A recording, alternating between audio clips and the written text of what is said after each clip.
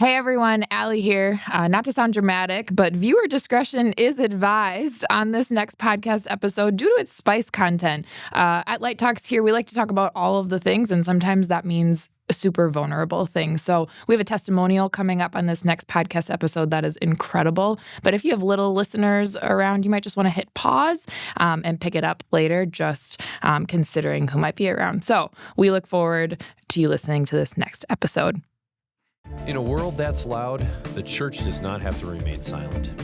In a world that's dark, the church can shine God's light.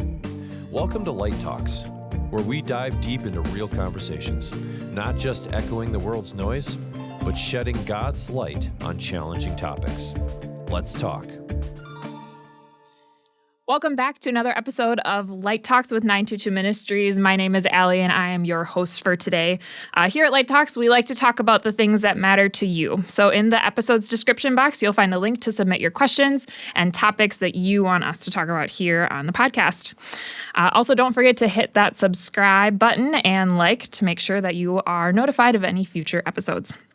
So we're going to dive right into today. Joining us today on our episode is Amna Tasior. Woo! Amna, if you don't know her, she's a member here on staff at 922, and she really does an amazing job coordinating and leading our large team of volunteers. But I think most importantly, she's on fire for Jesus. I personally have learned so much from Amna throughout the years, and I'm excited for her to share her story with everyone here today. So welcome, Amna. Thanks for having me. Yeah, I'm excited awesome. to be here. Yeah. You want to share some more about you? Yeah. I am married to Tony Tasior. He works here at the Corps in St. Peter, too. I have two teenage kids. Anthony, he's actually going to turn 18 in... 18? Yeah, in like 4 days. So, yeah. And then Ava's a 15-year-old girl navigating life. So... That's hard these days. Yeah. Prayers for sure. Yeah. I love the church. I love my children. I love my family. Yeah. So, I'm excited. What are some of your interests, hobbies? What do you do? I love me some good Netflix. I do love that. I love chicken nuggets, chicken tenders, anything chicken, really. Love naps. Basically, anything that doesn't require movement. Yeah, absolutely. Yeah. When we were planning for this episode, I'm like, we need to make sure to talk about chicken nuggets. So do you want to say 1 minute about chicken nuggets to just get that out of your system? Maybe. I feel like it's going to be throughout the podcast. We're going to hear about it. Love it. Okay. Yeah. So more to come on chicken nuggets. They're just God's greatest gift. Absolutely. Awesome. I stand by it. Awesome. All right. So today I really want to dive into your life story because right now we see you as this person who is on fire for Jesus, but people probably don't realize that that's not always where you've been, right? Mm-hmm. And so I want to start with just your whole life, right? Let's start back to your childhood. We're going to go way back. 1990. 1990 when Amna Tasior was born. Yeah. No, we don't have to go all the way back. I would say growing up, we moved around a ton. I was born kind of in the West Dallas, Milwaukee area in Wisconsin. No religious background whatsoever, didn't attend, didn't really, have any roots in that area. Towards high schoolish, we kind of settled down up in, it's called Oxford, Wisconsin. I don't even know if you know where that is. It's not at all. 30, 40 minutes outside of the Dells. Okay. Yeah. So that's kind of where we started establishing some roots there. I have two older brothers, fun fact. I think looking back, a lot of the moving didn't help establishing any roots or having that kind of church family that most people know. It's kind of hard to do that when you move. Yeah. Parents' jobs, things like that. So you had no exposure? No. I mean, I'm sure I went to a funeral at some point in my life. I can't recall, though. Sure. No, never ever went to a service to worship. Got it. We didn't own a Bible, didn't, practice any sort of praying, nothing. Nothing. Yeah, so kind of had no religious background, no roots. I kind of found my identity and my foundation in the world, whether that's boys, friends, alcohol, drugs, any of those type of things that I figured that's going to make me happy. Mm-hmm. How old were you at this point? 14. 14. Yeah. Mm-hmm. I actually never met my biological father. Okay. So the name Amna is a Pakistani name. So my father's from Pakistan. Kind of came to America. I'm 34 years old and I don't even know the real story, or all of the details, I should say. He came over, kind of met my mom. He would work half of the year here and then go back to Pakistan, kind of bring that money back. Sure. I heard he was already promised to marry back at home, so there was nothing really that could happen between him and my mom. but she got pregnant with me. Okay. Yeah. So I kind of was raised knowing he's out there, but he also doesn't want nothing to do with me. How has that impacted you as a person, right? Like, you don't even know the whole story about your father, right? Like, has that played into, you think, some of your life? Oh, yeah, for sure. I think, we'll get into it later with God and finding out, like, there's a father who does love me, does want me. He created me for a purpose versus on accident, and I'm not going to have any kind of responsibility for you. Yeah. Yeah. And growing up, so my mother ended up remarrying. Okay. So, and both of them struggled with alcoholism, which, everyone has their battles. They did the best they could. But growing up, I honestly didn't have a sense of like worth, or I have a biological father out there somewhere, doesn't love me, doesn't want me, doesn't want to meet me, no connection. And then I have these other kind of parents that struggle with addiction. And so they're not really there for me either. So I thought to myself, like, well, I'm going to go find my own happiness. I'm going to find my own worth. I'm going to go find the love that I'm so needing at that time. Mm-hmm. Yeah, because your parents probably weren't present at that point then. Your mom and your stepdad or whoever that was, right? If they were struggling with their own struggles, they weren't present. No, so you were left not to always. your own devices. You weren't exposed to church at all. No. And so then you meet Tony. Yeah, I mean, through a long process, I feel like a lot, you kiss a lot of frogs, essentially. Like, I was doing things that no 14 or 15-year-old girl should even be doing. But I was searching for that. Like, I just want to be loved. I just want to feel needed and wanted and appreciated. And after you do that so many times, all of a sudden you're in this, like, huge pile of regret. Yeah. Right? Like, oh, I shouldn't have did that. So now I'm going to keep doing it for some reason because the next time might be better. And there's also no other thing I know. So I just keep digging. Perpetual cycle. Yeah. Because you don't know how to get out. No, and I keep craving, right? There's a hole. There's a hole there that I'm trying to fill. And I think, like, the next guy's going to do it, or this group of friends is going to do it, and it never does it. So now all of a sudden you have the guilt and shame now on top of still having that hole of wanting to be loved. So it's no wonder I met Tony, and we met at, like, a little teen dance club, and it was supposed to keep kids, like, out of trouble. It didn't for me. And I was just like, I really find you attractive. And again, wanting, like, to be needed and wanted, I thought, well, the best thing I can offer you is my body. Yeah. Yeah. Yeah. If you don't know anything different. Right? Yeah. Because it's worked so far, Right. No. And I think we were officially dating like 2 weeks. And we found out that we were pregnant. Yeah. Wow. Like, real quick. Like, I didn't even know his middle name. I knew nothing. I was just like, hi. So what did you do in that moment? You found out you were pregnant. Yeah. Then what? Well, yeah. So we started hanging out, and we started. Yeah. Like, I had to kind of get to know you. I kind of like you, and he actually, like, stuck around, which again was not my norm. We went to Walmart, and we didn't have money. We were teenagers, Sure. So we stole, like, a first thing, and found out we were pregnant. Wow. Yeah, You found out together. Yeah, we found out together. He stuck around. To his credit, he did. But we had no idea what we were gonna do.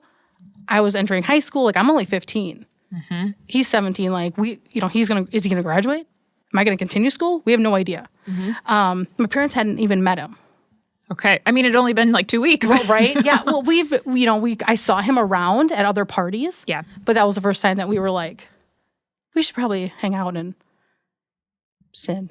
Sure. So 2 weeks after, it was like, uh-oh. Wow. Okay. So you find out you're pregnant. Yeah. Does he, like, what's his, right? So now we bring in Tony into this situation. What's Tony's life like? Yeah. So I grew up kind of with alcoholism, and not so much of neglect, but more of like, you're left to your own device. Like, you need to raise yourself, figure it out. Yep. Tony grew up in Chicago with drugs. Okay. So his parents were addicted to crack. So a little different, where he had, like, physical abuse. He was needing this. He had the same holes, essentially. He wanting to be loved, needed, wanted. Yeah.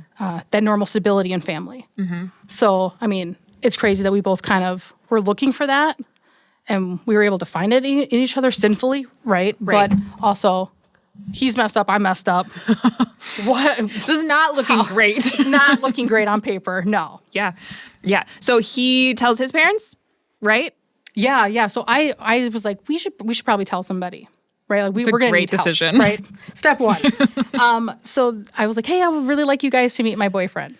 Okay. So we went to the Ponderosa.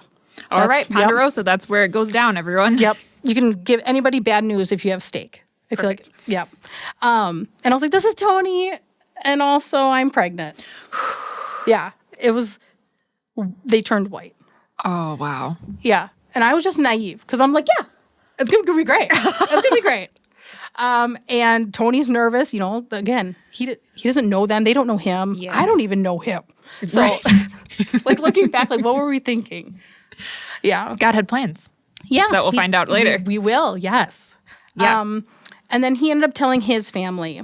They didn't take it well, naturally. Yep. Basically, like, you're a man, but you need to choose kind of like, are you going to be with us or are you going to be with her? And again, rightfully so. I'm a new person. I basically ruined their son's life. Sure. That's kind of how it was That was their perceived. perspective. Correct, Yeah. right? And I'm sure my parents were like, what did you do to my daughter? Yeah. So it was a mutual thing. So he kind of had to choose. Sure. Is he going to live with his family, or is he now going to take on the responsibility of being with me and our unborn child? So, And what did he do, everybody? Take a guess. yeah, he moved in with me. That's insane. So you're still 15 at the time. I'm 15. You're 15 at the time. Tony's 17. He moves in with you and your family? Yep. All right. Yep. So with our moving, like all the time, they were like, well, great. We were actually going to tell you we're moving. Okay. So I was like, okay. So we were going to move back from Oxford down to Milwaukee again. Okay. So you're back in Milwaukee. Yeah. So he moved in with us. I turned 16. Okay. We moved down to Milwaukee. So he had to finish his senior year down there, and I had to enroll in Westalla Central. Hi. Woo. Shout out. I ended up giving birth early. Okay. So he was 1 pound 9 ounces, super tiny. Yeah, really tiny. He just wasn't growing. My umbilical cord wasn't feeding him anything. So I got an ultrasound on Valentine's Day of that year, of 2027. Nope, 2007. There we go. 2007. 2007. Got an ultrasound, and they were like, are you sure you were pregnant back in September? And I was like, yes. And they were like, he's way too small. He's not measuring right. Oh, wow. So I was like, oh no. So I got admitted into the hospital. I got an ultrasound every single day until March 12th. And they were like, he hasn't grown at all. Wow. Like, we need to take him because either way, he's not going to make it. So would you rather, Yeah. take your chances? So that was terrifying. I mean, you're 16. Yeah. Mm-hmm. Yep. Like, I'm just trying to be You're a just trying to normal love kid. your baby Yeah. and be a normal kid, to your point, right? Like, you've got really big, heavy things at 16. And Tony's by your side throughout all of this, Yes. which I always find outstanding. Yeah. Like, a miracle. Now it's a miracle, but back then I was like, of course you're going to be with me. Where else are you going to go? People should know this about your personality, maybe a little bit of like, you're not going anywhere. Of course you're going to be with me. Yeah, of course. Like, what else are you going to do? Right. We're going to be together forever. Right. Yeah. Super naive. Right. Yeah. So you had your firstborn, Yes. Yep. and tell us about him. Yeah. Anthony Jr. He looked like a bird without feathers when he was born. Oh. Like, everyone's like, the newborn, it's so great. I was like, ugh. Like, he's little. He had to have 11 surgeries before he got to come home. So he was in the NICU for a long time for him to, like laser eye surgery, stomach issues. I mean, you name it. We didn't know half of the papers we were signing. Just signed it. Yeah. Because technically we were his guardian, right? So even though I'm 16, I have no idea what's going on. They still consider like you're his parent. So no one helped navigate that for us. And I'm sure, right, in Milwaukee, they see a lot of teen parents. Sure. So we weren't treated the best, Sure. rightfully so. They've seen some stuff. Right. But so we waited, and eventually he came home. He had to be on oxygen. He had an eye patch because he had to have laser eye surgery, and he had a helmet Oh. because they had to like rotate him every day. And so his head was really flat. So I literally had this thing, like, I don't even know how to be a parent to begin with. Yeah. Let alone like, what is like, this is my baby. I have no idea what's happening. Looking back, it was like, like I wouldn't give a baby to me. Like, so But you bad. figured it out. At this Yeah. point, are you still living with your parents? Or Yes. are you and Tony on your own? Yeah, they said he can move in as Okay. long as he graduates. Okay. And then so we you were can- still with your parents? Yeah. Okay. Yep. They allowed, like, to their credit, they let him. They're like, we're not raising this baby. Right. So who's going to do it? Right. So they said as long as he graduates high school, he can live with us. Okay. And So- so he graduated high school because this was his senior year then? Yep. He was going into his senior year. Okay. I ended up dropping out of high school because Okay. there was no way with a baby, and especially with all his needs. There was just no one to kind of help and navigate that. So Tony graduated. We ended up moving out. He got a factory job. Ooh, loving it. Yep. So at 17, I got to move out and live on our own. We had no idea what we were doing. I didn't know how to cook. I didn't know how to do laundry. What did you do? Like, how did you survive? Like, what was that season like? If you can bring us back, like, to, like, did you have feelings? Were you just in such, like, an autopilot mode of, like, I need this kid to live. We just need to, like, make it work. Like, where were you emotionally and mentally? Tumultuous? Is that a word? Tumultuous? Yeah. Yep, there we go. That's basically what it was. Yeah. I didn't know how to love Tony. He didn't know how to love me. We're still trying to get to know each other. Yeah. Trying to get to know, like, adulthood. We're just instantly launched into it. I had no idea how to be a mom, what that looked like. I wasn't raised with that, essentially, of, like, this is how you do it, and this is good for you. These foods are good. These things are bad, you know, baby proofing. Any of those things now, I had no idea. Sure. We just figured it out. Yeah. It's like by the grace of God that he's even alive. Like, because you didn't have people around you either. Like, right. It was Correct. just you and Tony and little Tony against the world.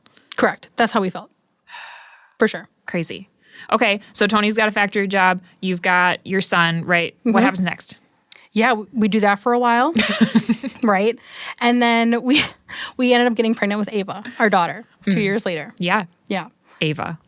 So she wasn't as planned either. Okay. But it happened. We're still together. He's kind of grinding it out.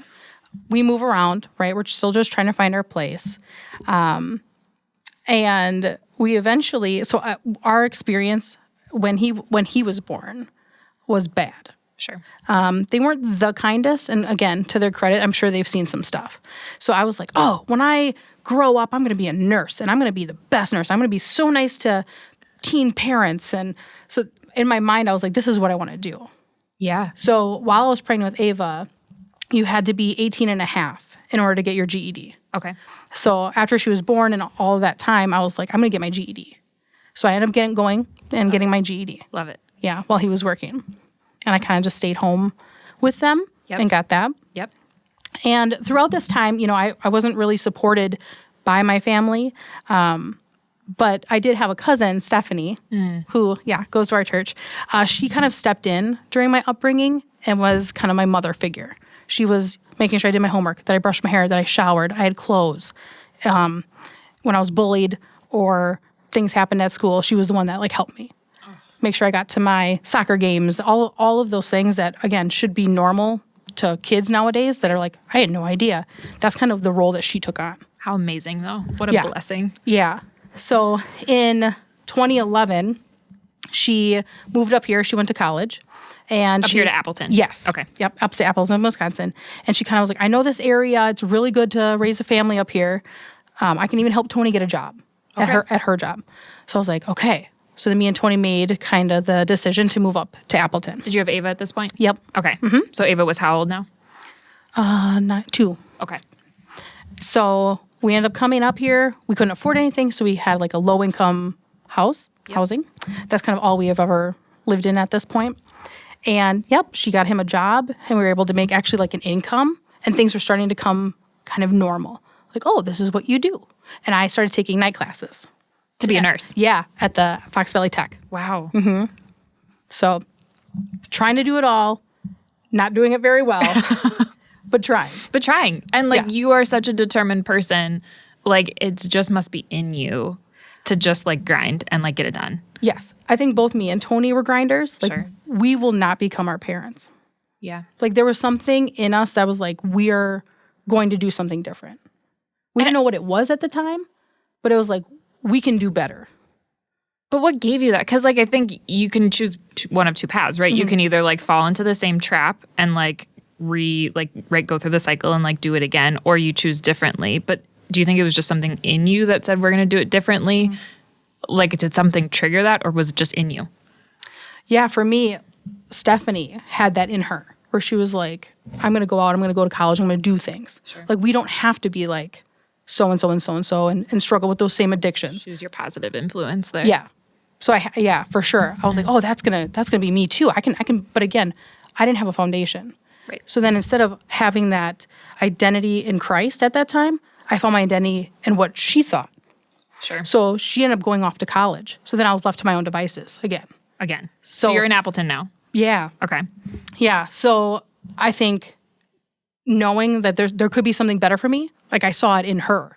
Sure. But of course, I fell into that. Yep. And then now, moving forward up here, I'm like, like we've made it out. You have a job now, like a good one. And we can move out of our low income housing. We're on food share, all of those things. We can maybe do something else. We can maybe get a different apartment. Wow. I know. So just simple things like that where people are like, oh, like, no, that's a really big deal. Yeah. Yeah. Yeah. So, I'm going to school. He's grinding it out. Stephanie ends up meeting a guy named Mac who plays baseball with one of our church members here, Nate Paul. Sure. And they're kind of connecting, getting to know each other. And Nate loves Jesus and tells all of his baseball friends about Jesus. As he always does. As one does. Yep. Yeah. Which catches Mac's ear. And I don't know fully like their relationship at what point, but he starts telling Stephanie about it and they should check it out. And they're just dating at this time. Sure. So she's like, oh, okay. Because again, church wasn't really a part of our life. Yeah. And she goes. So then they go. And then slowly she starts like weaving it into different conversations. And I'm like, what is this? Like, what are you talking about? What is this Jesus Who person? is this Jesus? And then she starts talking to me and Tony about it and inviting us. And we're like, no. Like, that's like cool for you. But like, we got kind of our own thing going. We're just trying to survive. Like, I can't add another, thing. And we were in an indoor soccer league. This is my favorite. She was like, we're going to go to dinner before our game. So I'm like, perfect. She ends up taking me to the Core, which is downtown Appleton, Wisconsin. Our church. And I am like, like, I don't want to say like mad. I think there's a different word we could use for that where I'm like, I don't want to be here. Frustrated. Yeah. Feeling tricked. Yeah. All of the it. feelings. All the feelings. And I go in there and we used to have this thing where you would have to like introduce yourself to people around you. Oh, yeah. And they'd give you a minute to make sure you did it. And I just remember being like, no one tells you as a guest, this is coming. So I was like, ugh. Like, I had to make it through the lobby and everyone saying hi and being so friendly. And I just finally get to like sit down and just like sulk that I'm here. But then people are like, hi, who are you? And like tapping your shoulder. So instead of being like, I'm Amna. Oh, that's a pretty name. Where's that from? Like, I'm just instantly like, hi, I'm Stephanie. Hi, I'm Samantha. Hi, I'm Brittany. You kept saying different names? Different names. Like, oh, that's cool. She's Stephanie and you're Stephanie. I'm like, it's a minute. Like, just focus. Like, it's a minute. I just like, I'm never seeing these people again. I'm never coming back. So it really doesn't matter. Yeah. I should clarify, we don't do that anymore at our church. Yeah, no, we don't. In case you're joining. Yeah, we don't do that anymore. But it was awesome, though, that people did that. Yeah. And I don't remember any of the music. I don't remember kind of anything else other than, yes, the people were really warm and inviting. And it was Genesis 12. And that was kind of the Man of Faith series. Sure. It was talking about Abraham. And, he's so old and his wife is old. And God tells him to leave this land and go to a new land. And he's their God. And I just remember being like, who is this God? And why would you leave your old life for a new one? And also, you're old. Like, are you going to make it? Yeah. And of course, typical pastor, hook, line, sinker, you got to come back next week. So I was like, oh, I have to come back. But can I stop you there for a moment? So you're like, who is this God? Mm-hmm. I have been a lifelong Christian. By the grace of God, like I grew up in a Christian home. I've heard about Genesis my entire life. And God. And so hearing you say that, like, it's so important of like, you literally didn't know. And I think sometimes people forget, like we get really comfortable in our faith of like, everyone knows about God. Like if they cared enough, they'll come. But you had no clue. You had no clue. This was the first time you were hearing it. First time. So, and that like baffles me. I'm reminded often of like, people don't know. Yeah. And it's why it's so important that we share that. But we'll get to that later. But I just wanted to call that moment out. Okay, keep going. Yes, so you hear about Genesis and Abraham and all their oldness. Yes, all their oldness. And so I was like, okay, well, I'm going to have to come back. Pastor did it. Holy Spirit did it. Yeah. Like, I was like, okay. And I remember talking to Tony about it, and he's like, you will not become a crazy church lady. Like, hi. Like, I just remember being like, no, I'm not going to be one, But I was like, I also need to know, like, do they make it? Yeah. So that's kind of what kept me coming back. I can't tell you anything else other than, like, I just wanted to know if these old people make it to this land that this God had promised them. So, eventually, we get Tony to come. Oh, how'd you get Tony to come? Because now he's going to be a crazy church dude. Now he's going to be crazy church. Trickery. Tricking people Do we sense a theme in here? Yeah, right? You got to do what you got to do sometimes. Same thing almost. Stephanie and me kind of told him that our indoor soccer league game was at this time, so we have to leave at this time. And in order to make it, we just took him to church. So I don't quote me, but I'm pretty sure he still had on his like indoor soccer league clothes because he thought he was going to the game right away, and it was actually after the church service. So what did Tony think then when he came? Kind of the same thing. He had never heard it preached in a way that it was preached and like clear and the gospel. Mm-hmm. Never heard it. He had a couple experiences growing up. Sure. But it was very law-based and very like, again, this is not for me. Mm-hmm. Like, I'm broken. He's broken. We don't belong in this kind of building with these people hearing about like this powerful, mighty God. Yeah. We belong kind of outside. Why did you feel like that? Like, you said you were broken, but like, what made you feel like you were so different from everybody else there? Ooh. Well, to be fair, we don't know a lot of people and what they're going through, but just knowing we're teen parents, right? Mm-hmm. We've done drugs. Like, I've had, like, I can't even tell you, honestly, truthfully, like, how many sexual partners I've had. Yeah. I just feel like I felt dirty. Like, there's no way that these people, if they truly knew who I was and the things I've done and my family dynamics, Tony's background, what he did. Like, when I first met him, he was selling drugs. Okay. Yeah. Yeah. So, like, and I thought, like, oh, yeah, that's awesome. Money. Cool. Like, so there's just things where when you come into a building and people are smiling and happy and they know each other and you're just sitting there like, I don't think this would be for me. Yeah. I don't think that there's a good God out there who would look at us and be like, you're worthy.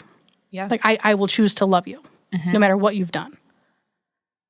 So I think that was part of it. Like, knowing, like, the baggage and the shame and the guilt that we had. But you kept coming back. Yeah. Yeah, we kept coming back. Why? Well, the people were so nice. The people. They were so nice, welcoming. Tell us about your story. And we're like, oh. And obviously, we're super young. Yeah. I'm 24 at this time with a bunch of kids. We're not married at this time. We're just like, hi. Yeah. This is us. Yeah. And they were so welcoming. Mm-hmm. The people made Jesus look attractive. Wow. Mm-hmm. Like, oh, like, so where we're hearing things about God is love and he's forgiving and all of these things, I'm like, oh, I'm kind of seeing that over there. Yeah, these people are actually, like, living that out. Yeah.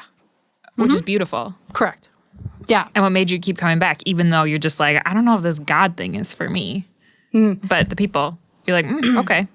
It kept you interested enough. Yes. Kept us going. Obviously, we were invited to do like a Bible 101, it was called. Okay. Kind of like our starting point with what we have now. Sure. So like an introduction to the Bible basics. What is it all about? What do we believe? All of the things, right? Correct. Yeah. Okay. So I kind of started taking it with Stephanie and Mac. Okay. Before Tony even came.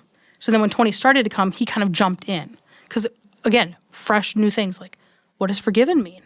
What does baptism mean? What are all of these things?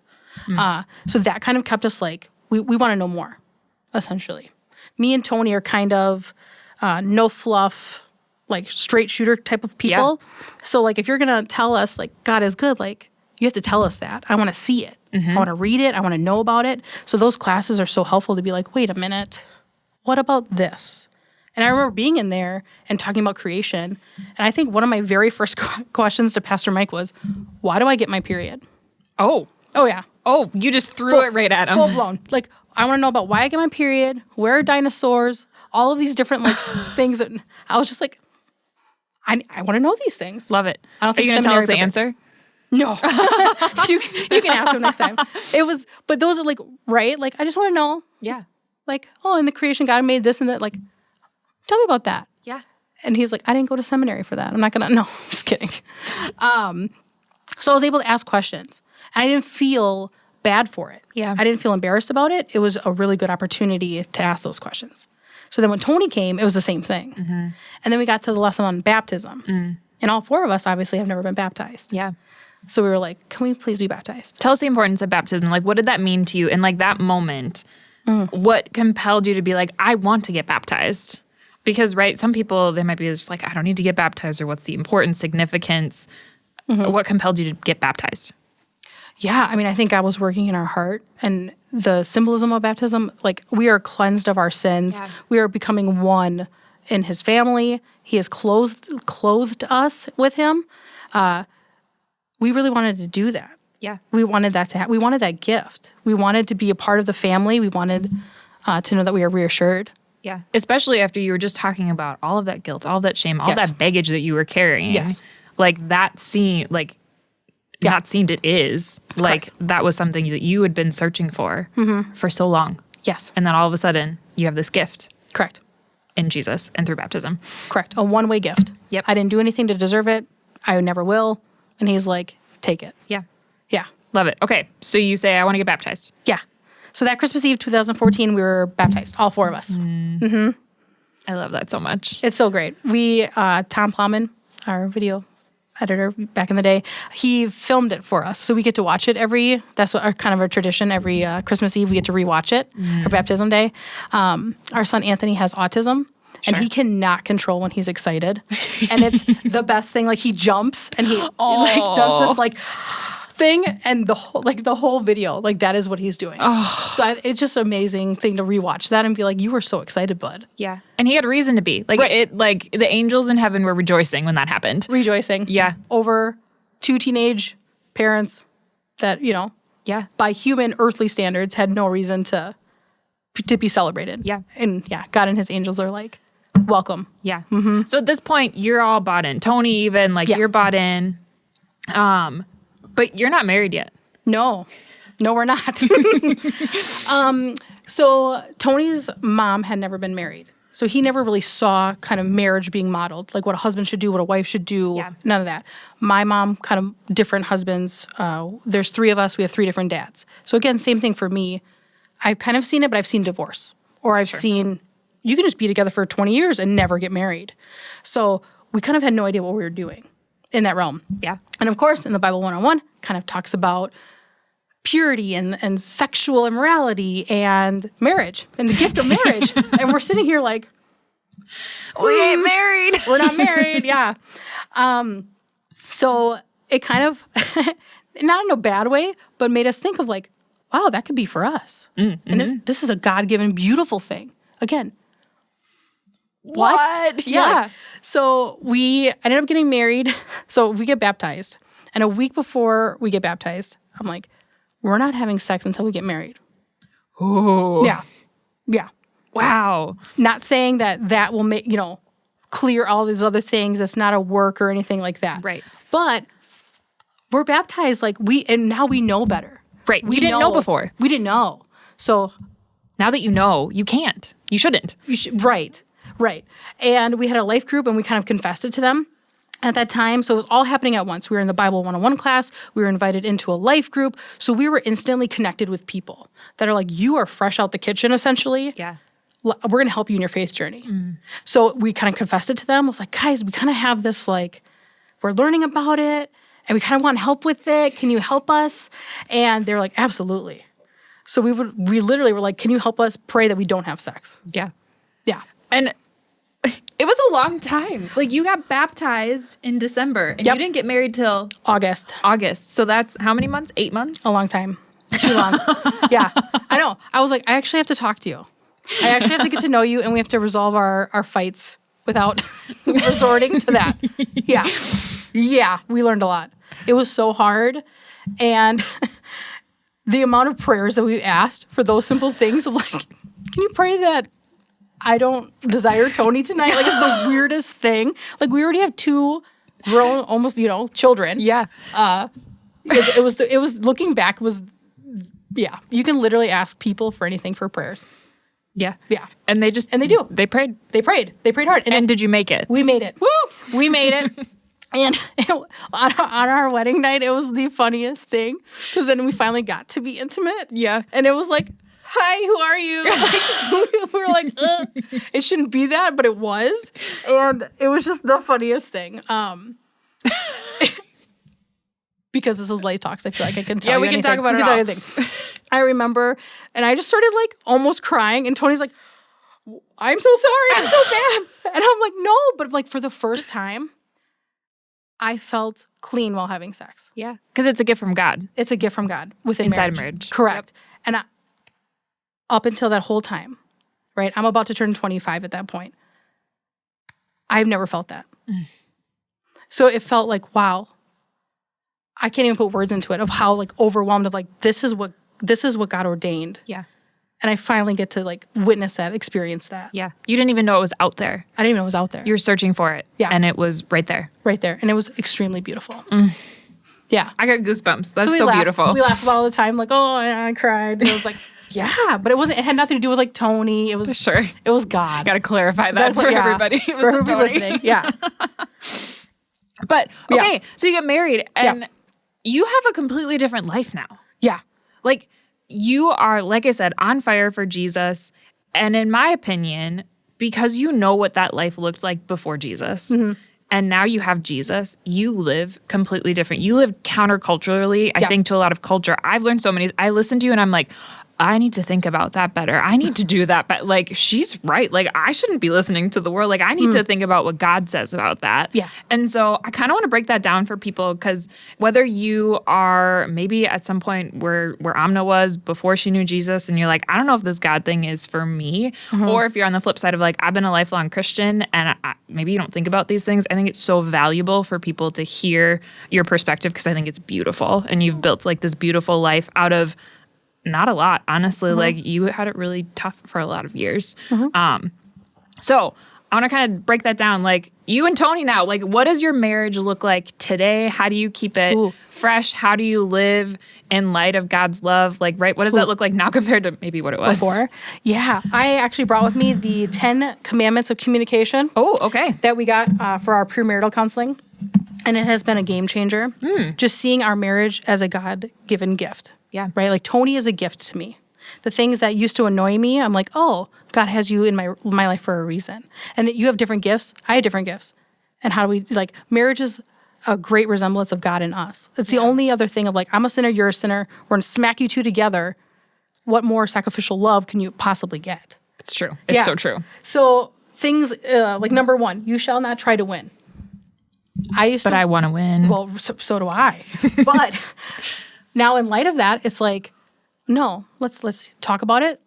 Resolution is key. Yeah. Not sinning against each other is key. Like I would have won at all costs. Like I would hurt you with my words. Like I'm really good with my words. I like to talk. I'm kind of a learner by nature, so I can remember a bunch of things and throw it back out him. Like I can cut him with my words real quick. Tony, he's slower. He likes to process. So I'm throwing things at him and he's like, and all of a sudden I've sinned against him 10 times before he's actually even said a word. Sure. Where now it's like, wait a minute. Like you're not my enemy. Satan's the enemy. Yeah. I love you. Let's work this out. Yeah. So Amen. The way that we communicate with each other, the way that we love each other, like you have to continue to date. Back in it was just like we're surviving. Like, yeah, like I'll be intimate with you when I'm intimate with you and kind of like check.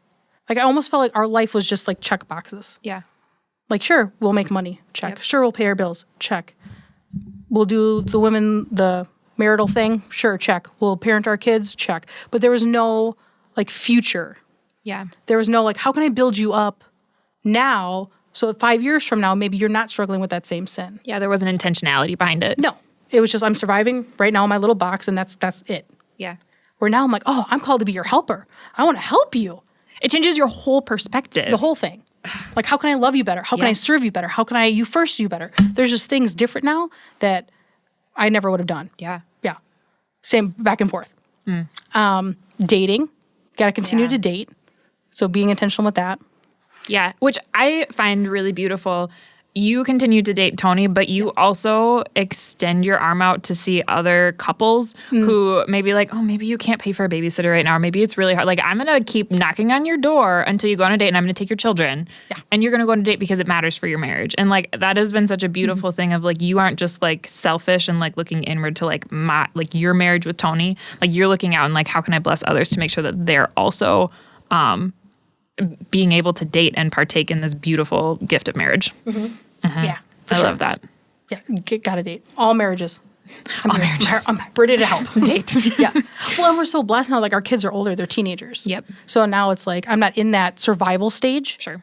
Now I'm actually being able to contribute and be like, hey, how can I help you? Yeah. But you've talked about like your dates weren't always like out and about. Like, No. you guys. No, we were poor. Yeah. One income. Again, like, we would just do in-home dates. Yeah. So it would be like, we're going to watch a movie or a show, or I'm going to take our little like pan and we're going to melt some chocolate chips and we're going to pretend that it's fondue. Like, things like that. We're like, we're going to have a fondue night.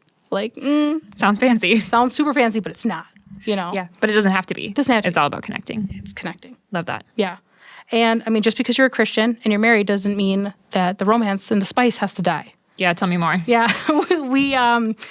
Me and Tony like to do something called Naked Fridays. Naked Fridays. Yep. So typically we send our kids to school, and if we don't have anything going on, we spend the day naked with each other.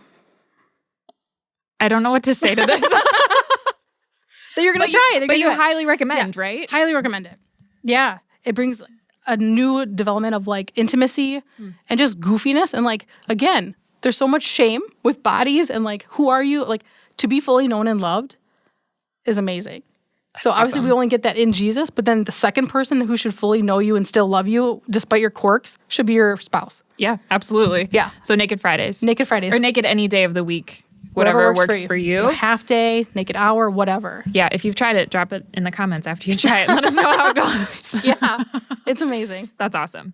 Any other like tips or tidbits with marriage, like, or how things have been different?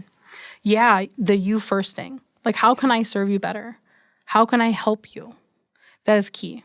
And that was never a concept before. No. It was all about you. Correct. Individually. Correct. Like, say I had 10 things to do, he had 5 things to do. We weren't helping each other. Sure. So now it's like, hey, honey, what do you need help with? Like, I notice you're stressed out. How can I help you? Yeah. Taking that initiative to love someone better Yeah. doesn't go normally. Yeah. When you're not a Christian, it's like, I'm out for number one. I'm going to get what I need to get out of it, whether that's marriage or a relationship. But now it's like, how can I love you? How can I serve you better? Yeah. And you have that example in Christ. Correct. Because he laid down his entire life for us. Mm-hmm. And so you have this picture perfect of like, how can I model this? And you have someone to look to. So it's not just like, how do I do this? Like, we know how to do this. Correct. Like, Tony is not my savior. Correct. Right? He's going to sin against me. I'm going to sin against him. So you have to have a foundation first in your Bible. Yeah. You have to know God. And I would recommend that all married couples, dating couples, start reading the Bible together. Yeah. Finding your identity in him first. How do you do that? How do you and Tony like read the Bible together? What is, because I think people think it's like this big thing that it's just like, oh, we've got to like have the coffee and like, where do we read? And do we have to say all these profound things? Yeah. No. What does it look like? Yeah, we literally got our first Bible from our life group members. We didn't even own one. Sure. So they bought us one, and it was like, go. Just open it and start reading it. Start in the gospel. Sure. So Matthew, Mark, Luke, or John. Yep, absolutely. And literally five verses. Yeah. And I want to like call that out, right? Maybe you have zero Bible background. Oh, yeah. I would like you to share how you pronounced a book of the Bible. Galatians. Yeah, Galatians. It's typically Galatians, but it's Galatians. So like when we say like Amna and Tony, they had zero Bible background. Like they had zero Bible background and they could figure it out. They just had to read. Yeah, I remember showing up to the life group and being like, oh, we're going to be in the Bible, right? Cool. Then they start talking about Matthew. Sure. No one told me that there's a book of Matthew in the Bible. Oh, you thought it was a guy? Yeah. I was like, who is he? What's happening? And I just remember being like, wow. Yeah. There's 66 books in this book. Yeah. Okay. Like, so always taking a step back of like, oh, yeah. No, people don't know that. Yeah. Yeah. And it's okay to ask the questions too. Yes. I think for both ends, it has to be okay for the person to be willing to be like, I don't know this. And then a person to be willing to be like, that's a great question. Yeah. Let me help you in that. Yeah. For sure. Instead of judging, I'm just like, you don't know that? Mm-hmm. Yeah. No, and I was modeled it very quickly. We were in a group that had no experience required. Love it. So we did have some people in there that knew the Bible very well and some people that were brand new. Yeah. And I just remember someone being like, I don't get that. And the person would explain it. And they were like, I still don't get that. And I was like, good girl, because I don't either. And then like someone else would be like, okay, well, what about this? And I think it was like 4 people. And me and her just stood there. We're like, we're just going to cut it. We still don't understand what you're saying to us. So it's okay to not understand. It's okay to ask questions. Yeah. It's okay to like read it and be like, ponder it a little bit. Yeah. And then move on and then come back to it. Yeah. And you can be skeptical too. I think like that's the Yes. thing too. You don't have to be like all in all of the way. The Holy Spirit will work on your heart, but just keep asking questions. Correct. Yeah. I speaking of that, I started reading the Bible like from the beginning to the end, and I got to Deuteronomy. And there's a verse in there, 31:6, that says like, I will never leave you or forsake you. And I remember being like, there's no way that this promise is going to come true. Like, who are you to make a promise that you will never leave me? Because everyone in my life has always left, right? Hurt me, left me, whatever. Yeah. And then forsake, and of course, you know, I Googled, like, what does forsake mean? Yeah. Like abandon or give up. So I was like, this is one heck of a promise that God is making. And I remember trying to read the whole Bible just to prove that he lied. Did you find it? Spoiler, no, he didn't. He always kept his word. And when you experience that kind of love and that, but you have to be willing to invest, right? Spending the time to learn about it, even if it is just one verse a day. Yep. One starting in whatever book is easiest in that time, but being willing to put the work in and be like, you said this. Do you really say this? Do you really mean this? Yeah. And you will find that God does every time. Every time. Yeah. So, which kind of leads me to, I was talking to Tony the other day. Yeah. And he was telling me about his hairdresser, his barber guy, because Jake was looking for a new haircut guy. Yeah. And he was telling me about, you should go see this person. And yeah, I've really been working on getting him to church. And I remember walking away from that conversation. One, Tony is also on fire for Jesus. They both work for the church, by the way. So they are both crazy church people. Yeah. But I remember walking away going, does everyone realize like wherever they go is a mission field? Like I don't go to my hairdresser or anywhere else and think, I need to tell them about Jesus. Like I worked in the corporate world for 8 years. I worked with so many people who didn't know Jesus. And I didn't take a single, I'm so embarrassed to say this. I didn't take a single opportunity to like tell them about Jesus because I was scared. I was nervous. I'm like, what if they think I'm weird? Or I didn't want to get ridiculed, or I'm like, I can't in my position. I made up all of these excuses, but I've not witnessed that with either you or Tony. Like you're just like, people need to know, like, and I'm going to keep trying to get them to church and tell them about Jesus. One, how do you do it? And like, two, like just, you do it all the time. I want you to talk about it because it's just so beautiful. Oh, yeah. One of our family values is to make heaven crowded. Like, we can't be anyone's savior. I can't, I didn't die on any cross for anybody, but I can point you to the one who can. Yeah. That's like the bare minimum thing I can do. And yeah, there is a sense of urgency. Like, we know what it's like to not have that, to really thinking, I'm fine, I'm good. Yeah. And you're not, right? So we just go into it. Super small. You go to a restaurant and you're about to pray before your meal. Yeah. And your waitress comes up. It can easily be like, hi, we're about to pray. How can I pray for you? Oh. Yeah. They're like, whoa. Half the time they're like, wait a minute. Yeah. How do they answer? We've had mixed. Like some people like, oh, thank you so much. I really needed that. Some people are like, oh, I'll have to think about it. And then, some full blown are like, no, you don't need to pray for me. Oh, okay. I was like, we're going to pray for you anyways. But I think just knowing that investing in people is the key, right? We can't just be like, love Jesus and die. Like people aren't going to respond to that. So things like a hair appointment, you're going to be booking every 5 or so weeks. Yeah. Well, Tony's hair grows fast, so it's like every month, 4, maybe 3.5. But you're going to have that hour-long time. What are you talking about? Mm-hmm. Being intentional, like, oh, yeah. So what do? You could say, oh, yeah, I work downtown Appleton. Or you can say, I work for the core downtown Appleton. It's a church.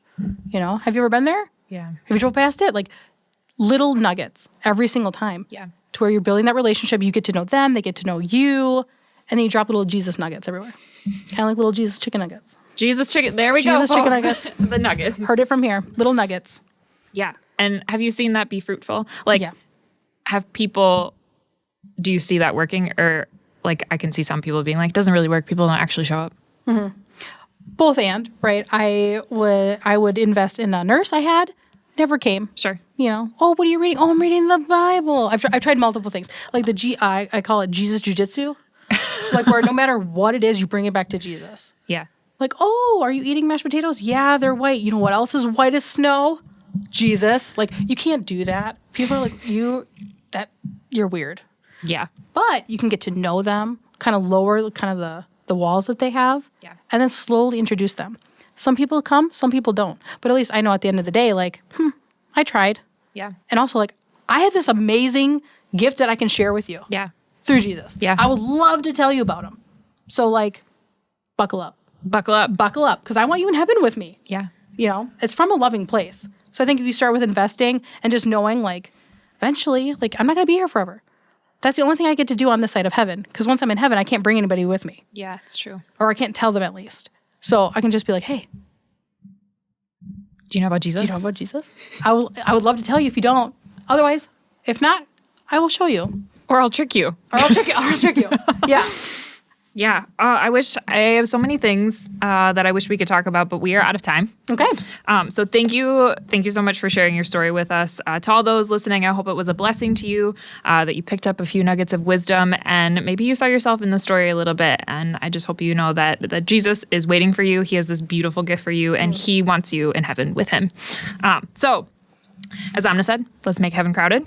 To wrap up, if you have any question or topics that you would like us to talk about here on Light Talks, feel free to drop it in the link in the description box below. Otherwise, that concludes another episode of Light Talks with 922 Ministries. We'll see you next time.